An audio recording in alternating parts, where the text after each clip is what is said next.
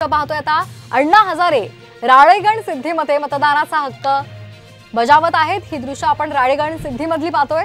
अनेक दिग्गज नेत्यांची प्रतिष्ठा या मतदानामध्ये आता लागलेली आहे।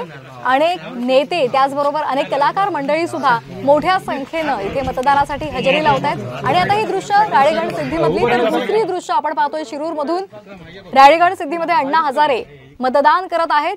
तर दुसरी दृश्य आहेत अमोल कोल्हे सपत्नीक मतदान केंद्रावर पोहोचलेले आहेत। मतदानाचा हक्क बजावण्यासाठी ते मतदान केंद्रावर पोहोचलेले आहेत। स्वातंत्र्य अबाधित ठेवायचं असेल तर मतदाराची जबाबदारी फार महत्त्वाची आहे। जागरूक मतदार हाच लोकशाहीचा आधार आहे। मतदार जागरूक होईल त्या दिवशी देशामध्ये जागरूक लोकशाही खऱ्या अर्थाने येईल। म्हणून माझी विनंती आहे, आता आज मतदान करणार आहोत आम्ही। मतदान करताना 3-4 गोष्टी महत्त्वाच्या आहेत।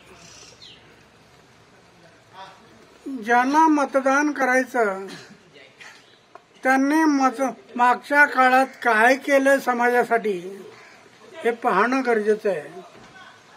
किती झिजला, किती जळलंय दिव्यासारखं हे पाहिलं पाहिजे।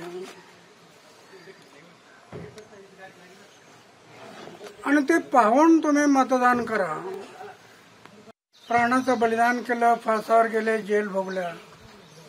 1857 ते 1947 90 वर्ष बलिदान करून या देशाला स्वातंत्र्य मिळवून दिलं।